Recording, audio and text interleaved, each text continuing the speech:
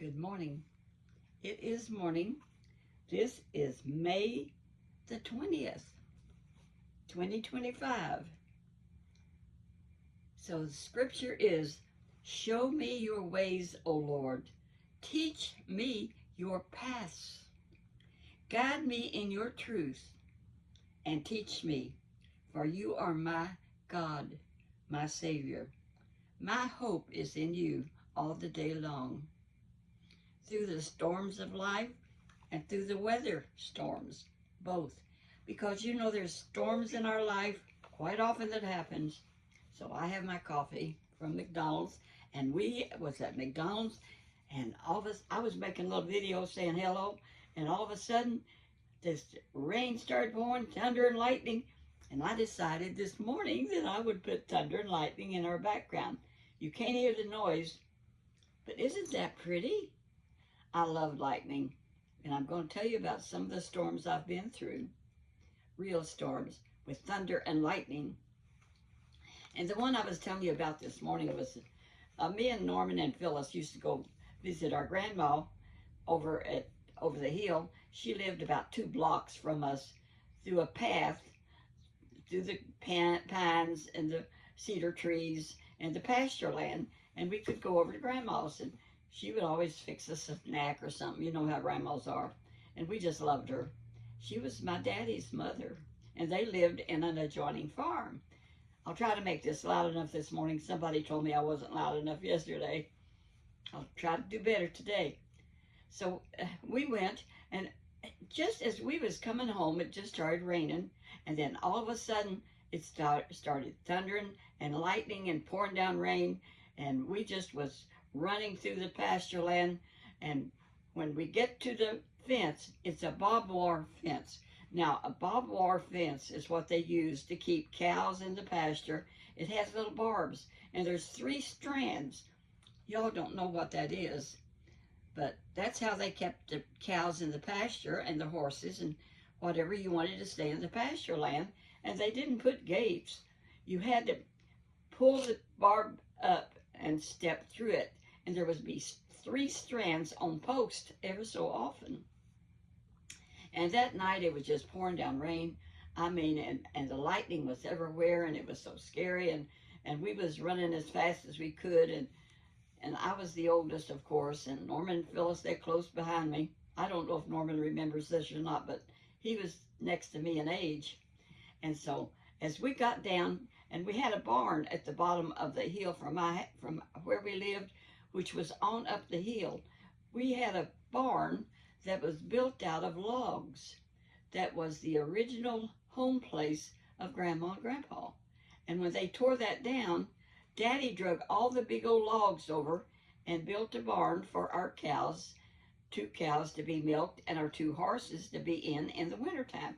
And we had a corn crib there, and we had a hay loft where we could put hay up there.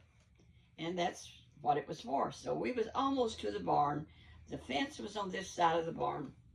And all of a sudden, we looked up, and there was a ball of lightning, like a basketball size, running up and down that wire fence. I never saw nothing like it, and I haven't since. But I saw ball lightning, and it just went up and down, up and down. I said, I don't know what we're going to do. We can't get through the fence. That's lightning traveling. We can't touch it. So Norman and I, we decided we just have to wait till it goes away. So we stood there in the rain, and I don't know how long it was, but it did go away. I said to him, you think now it's safe for us to go through? And we agreed that it was, and so we got through it. Now I'm remembering another time.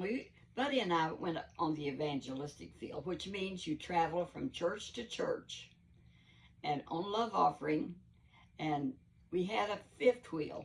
It wasn't our great big one. It was our 35-foot, and we was down in Virginia because we traveled Virginia, Tennessee, Kentucky, and up north, New York, and out west as far as Texas, in revivals, which we would stay Sunday through Wednesday.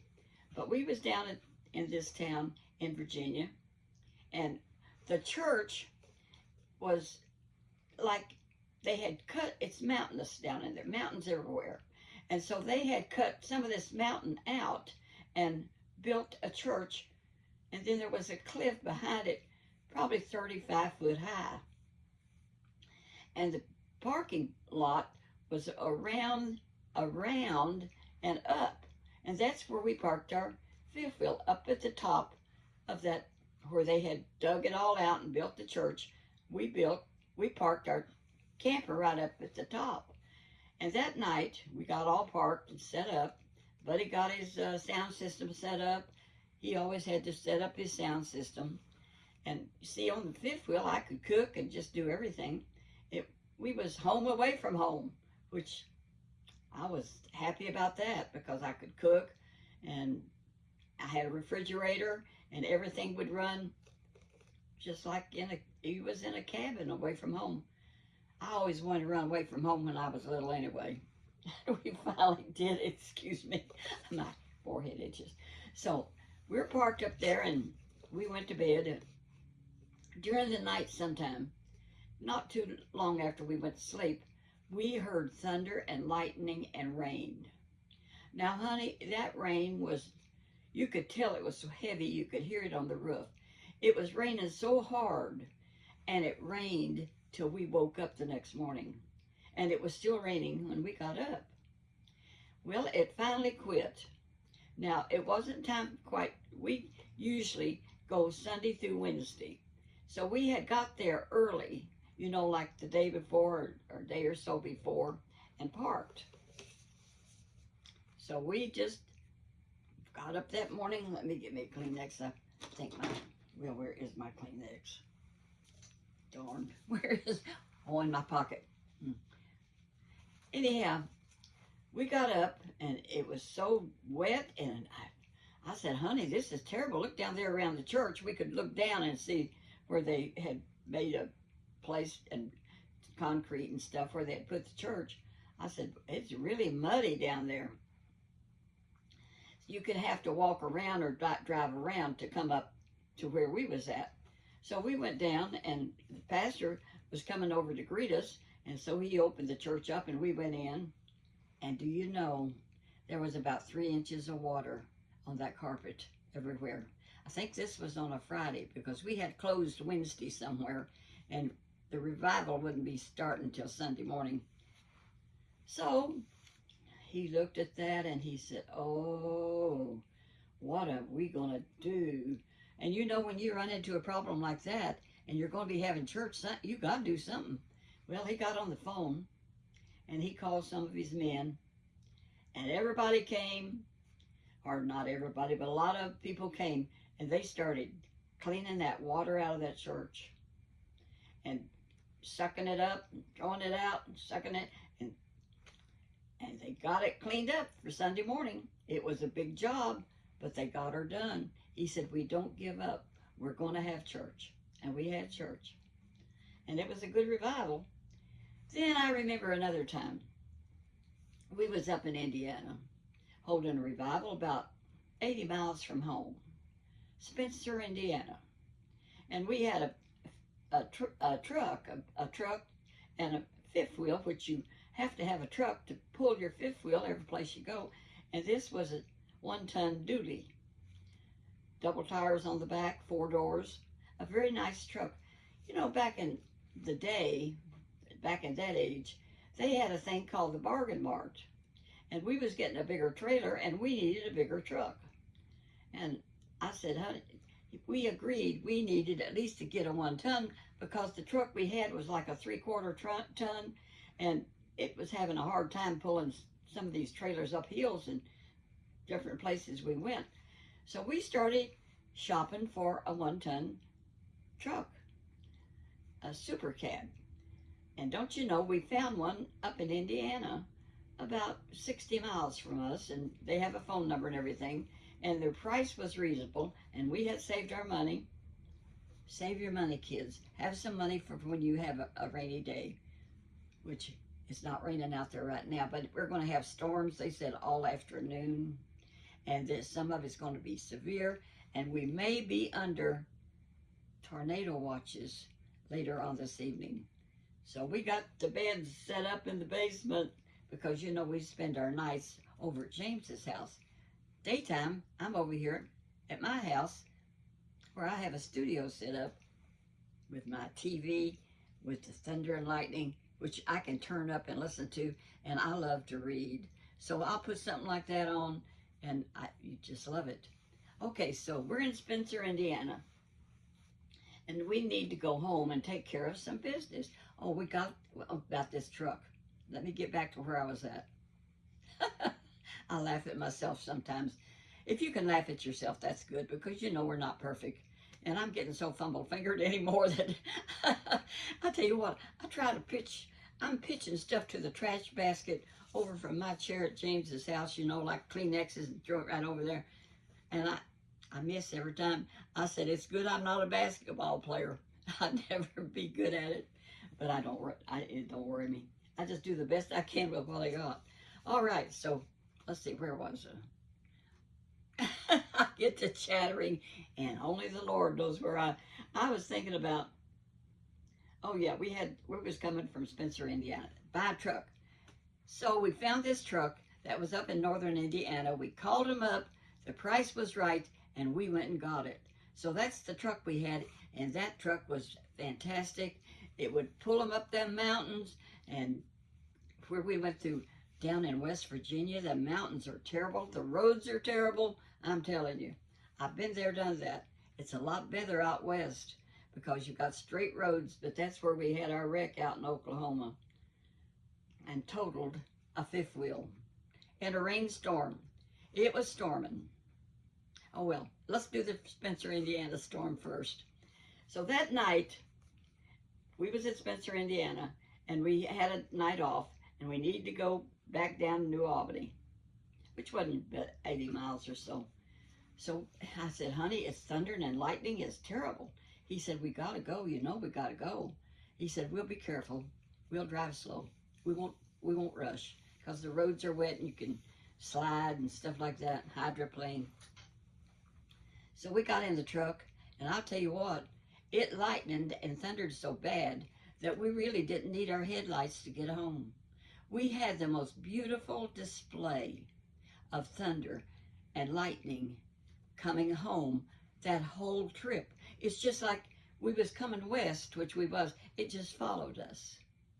And I'll never forget that night. It was so memorable. So anyway, let's see, where was I? Oh yeah, we was out in Oklahoma, and it was raining cats and dogs. And we was going on this little 2-lane highway out in Oklahoma, Frederick, Oklahoma, headed to a revival. And I said, honey, slow down. I said, it's raining so bad, it's so terrible. And about that time, all of a sudden, he hydroplaned in that road, and we jackknifed. If you know what that jackknife is, all of a sudden your trailer flips around you. And there we were off the road. Our trailer, it was demolished on the front. We was still hooked up to it, and here it's thundering and lightning and pouring down rain, cats and dogs, and we're in that storm. And we always took our cat and our 2 little Chihuahua dogs with us. I love little Chihuahua dogs, and we had them for years. I was always a dog person and a cat person. So our cat, of course, is okay on the camper.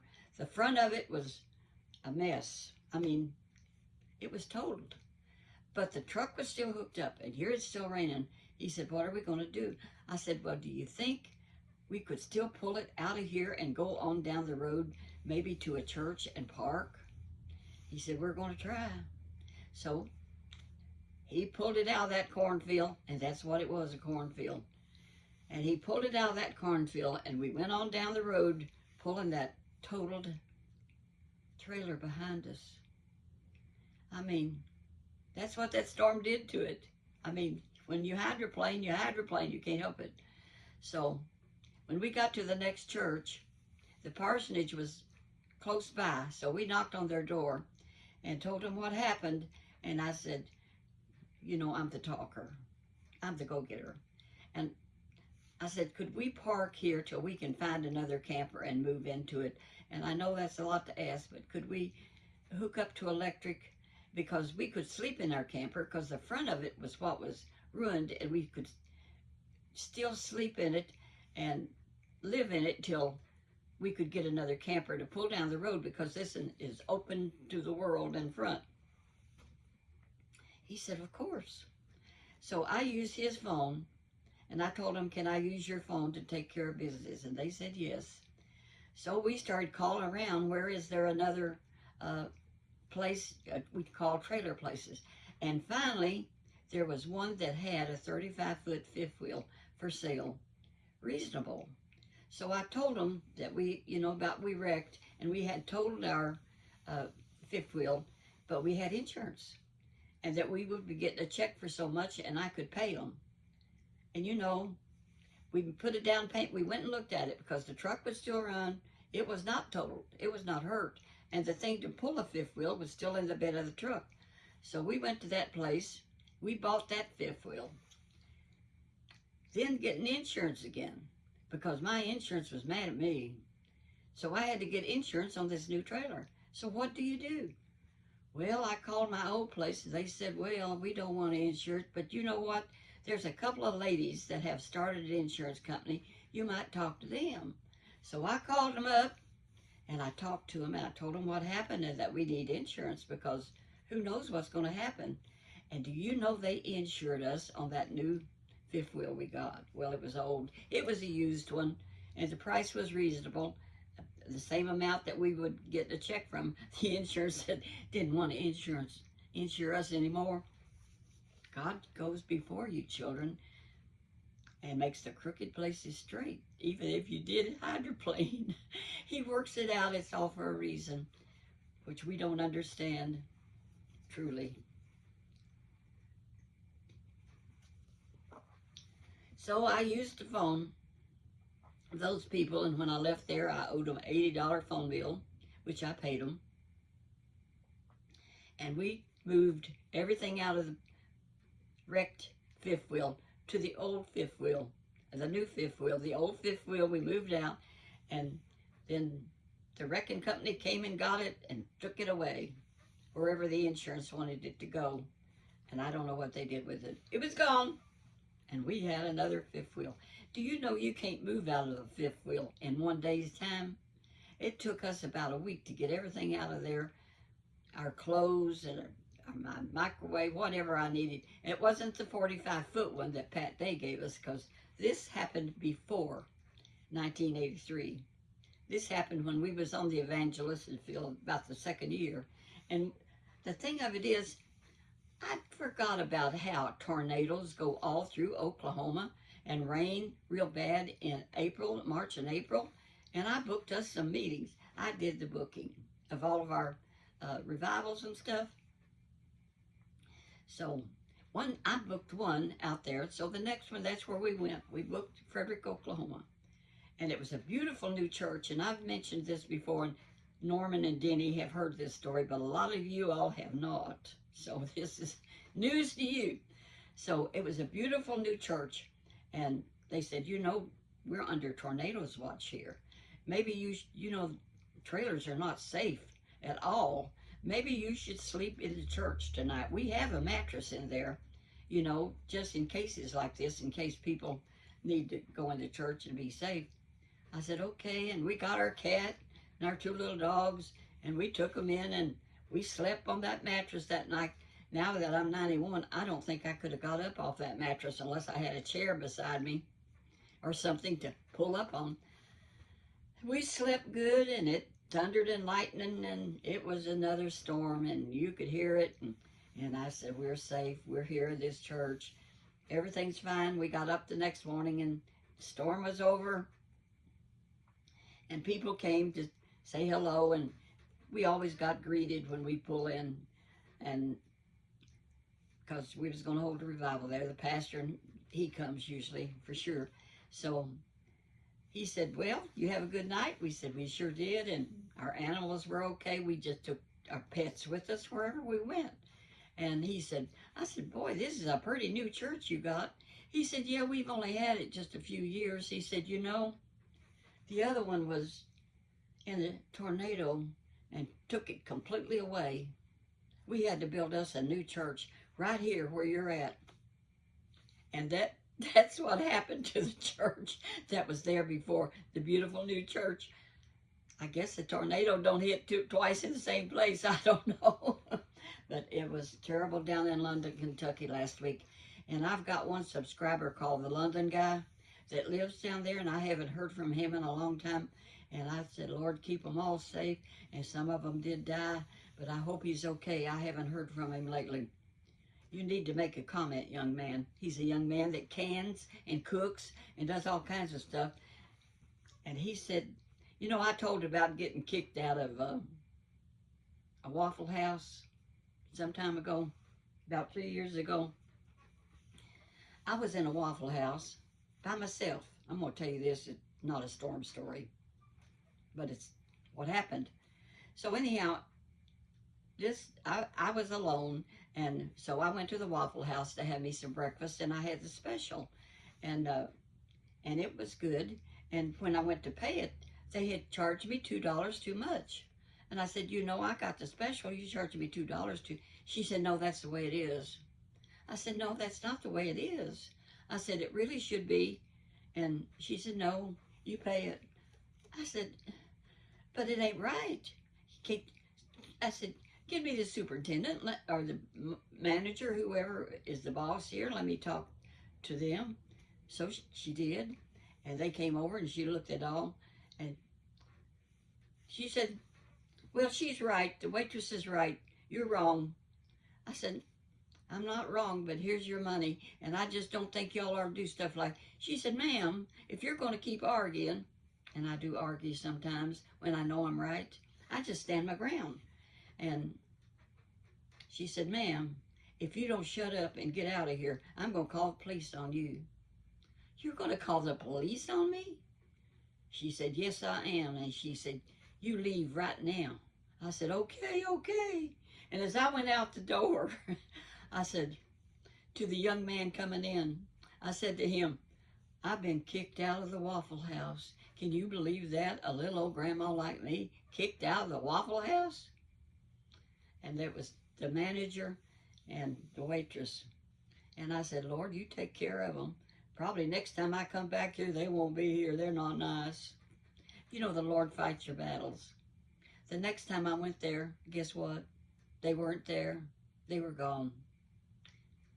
The Lord takes care of us. And we didn't have a bit of trouble. I've been there many times since. But the London guy said, and that's his handle, he said, something similar happened to them at a Waffle House, him and his daddy. And he said, we have never crossed another Waffle House door since that happened. Well, he's a Christian. Don't worry about it. They're probably not there anymore. You know it? There's someplace else aggravating people. Lord help them. You know, you pray for your enemies. You pray for them that despitefully use you. It's what that's called. They're not nice.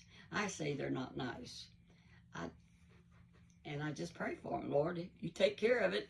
Vengeance is mine. I will repay, saith the Lord. And I've seen it happen many times. I really have. Okay. I think that might be the end of my storm stories. But I do want to say to that young woman, let's see, Kentucky Life with Debbie. And we're just loving her. And I have a lot of my people that are listening to her, and they just love her. And she had like 198 subscribers. And I watched in her comments. And I watch how she's coming along. She's doing good. Y'all check her out. And so she said, I had 198. And she said, I can't help but look at it, what my numbers are. She says, and when I went back, it was 197. She says, they don't like me. Well, I'm telling you, Debbie, from me to you, honey, they come and they go. And the ones that stay are wonderful, and those that go, God bless them. Maybe they'll be back. Some of them say, I only check in you ever so often, and they don't subscribe at all. So it's just whatever the Lord wants. So you're going to grow. Your subscribers are going to grow. You're doing good and telling about your girl. And I'm commented this morning and told you about Moorhead College down in Kentucky. That is for, they give scholarships to so many kids. And you can, our niece got, I think, a $20,000 scholarship that would have covered her the first year. And they get it every year. It's amazing. And I guess you know about it, but I thought, maybe you don't. Check out Moorhead College. If they got a website, they got numbers you can call them. Maybe she would like to go to Moorhead. I don't know. Is that too far from y'all's home? I don't remember exactly where you live. But it's in Kentucky. And they have helped so many Kentucky kids get a college education that don't have the funds to go. And of course, she got that $500 when you said, and that'll help pay for books and a lot of stuff that she needs. But I just know she's, like you say, she's going to college somewhere. And I believe it with you. She's going to go, Debbie. Well, I just love Debbie, and I love Granny Pat. Granny Pat, I was watching her this morning, and she had the prettiest green glasses on.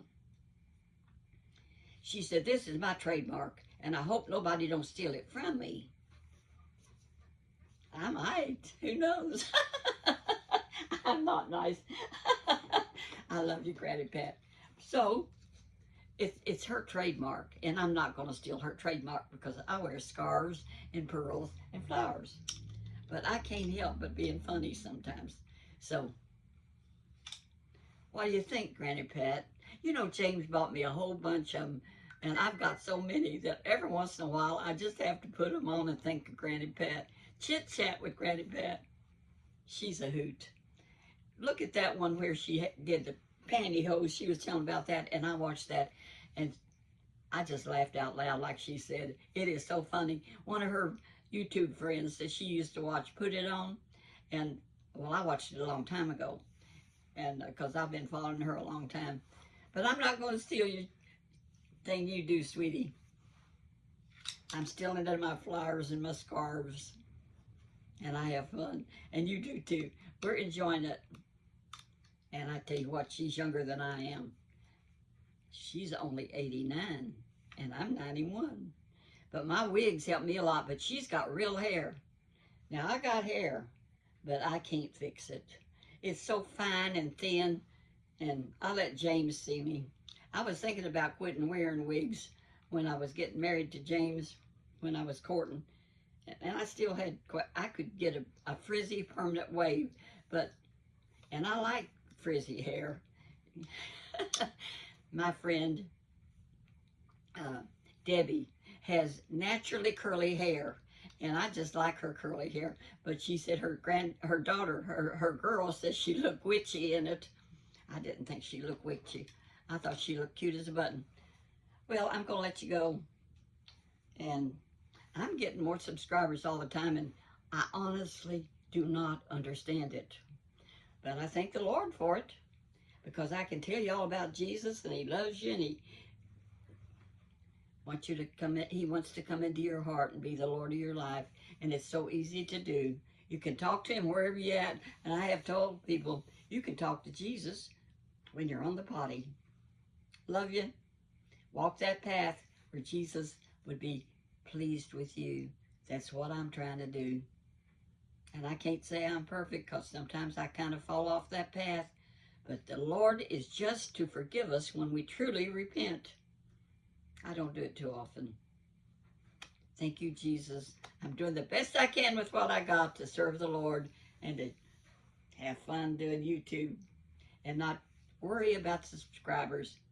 They're going to come, Debbie. Love you. Love all of you. God bless you.